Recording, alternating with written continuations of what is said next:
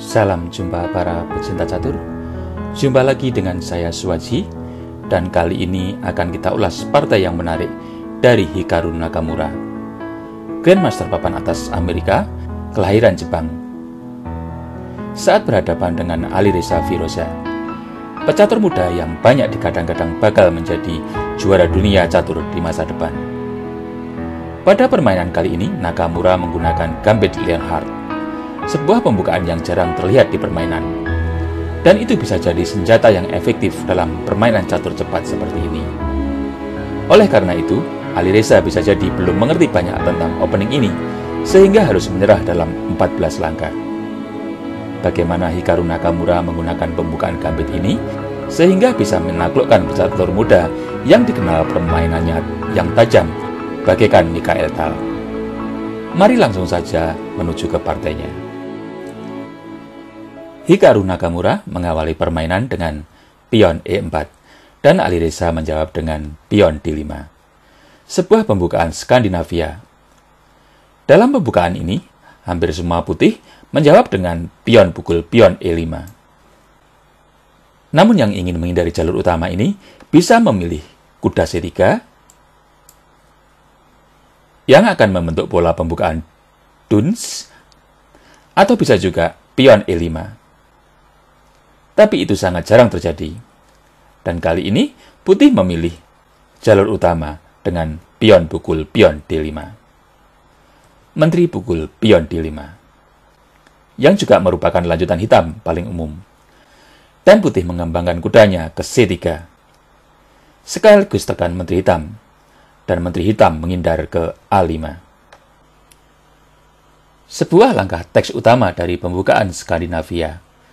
Dan disinilah Nakamura membuat langkah kejutan dengan pion B4. Sebuah pengorbanan pion yang dikenal dengan Gambit Leonhardt. Dan di sini, Alireza memutuskan menerima gambit itu dengan menteri pukul pion B4. Benteng B1. Sebuah langkah logis mengaktifkan benteng di lajur semi terbuka, sekaligus tekan menteri hitam. Dan menteri hitam menghindar ke D6. Pion D4. Pendudukan pusat dan memberi kesempatan gajah hitam petak gelap berkembang. Menteri D8. Ada pemandangan yang menarik di sini, yang mana para perwira putih sudah tampak aktif, sementara para perwira hitam semua masih berada di peta aslinya, meskipun unggul satu pion. Bagaimana putih memanfaatkan ini? Mari kita lanjutkan. Gajah C4. Pengembangan gajah sekaligus mengincar petak lemah F7. Kuda F6. Kuda F3. Pion E6.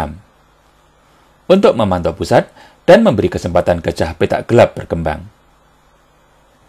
Rokade. Gajah E7. Kuda E5. Sebuah langkah agresif dan aktif yang sering dimainkan setelah melempar gambit, dengan ide pemusatan kuda dan untuk menekan petak lemah F7. Rokade. Benteng E1. Sebuah penempatan benteng di lajur semi terbuka yang strategis. Dan di sini langkah sederhana dan tenang dengan kuda hitam ke D7 untuk mengusir kuda E5 yang bagaikan duri dalam tenggorokan, bagus untuk dipilih. Namun ini adalah Alireza. Tidak salah menjulukinya dengan Neo Mikael Tal, yang suka dengan langkah tajam dan komplikasi. Dan di sini dia memilih pion C5. Dan Nakamura merespon dengan pion D5 untuk memperlemah diagonal C4 G8 yang sudah lama diimpikan gajah putih petak terang yang sudah sabar menunggu sejak tadi. Pion pukul pion D5. Kuda pukul pion D5. Kita lihat para perwira putih begitu aktifnya setelah melempar gambit pion B4. Sementara hitam masih harus sibuk memikirkan mengembangkan perwiranya ke petak-petak yang strategis. Dan pada kesempatan ini, Hitam mencoba mengembangkan gajahnya ke E6, yang sebenarnya langkah yang lemah. Dan silakan para pecinta catur menebak langkah apa yang terbaik dari putih di sini. Silakan di-pause videonya bila perlu tambahan waktu. Baik, bagi yang sudah mendapatkan jawaban, akan kita cocokkan dengan jawaban Hikaru Nakamura. Di sini, putih menjawab, kuda pukul pion F7. Sebuah langkah taktis untuk makin memperlemah diagonal C4 G8 yang penting. Dan di sini, hitam menyerah. Dan bagi yang ingin analisa lebih lanjut, mari kita coba beberapa kemungkinan yang mungkin terjadi. Kita coba 3 jawaban yang mungkin dilakukan hitam di sini, yaitu gajah pukul kuda, benteng pukul kuda, dan raja pukul kuda.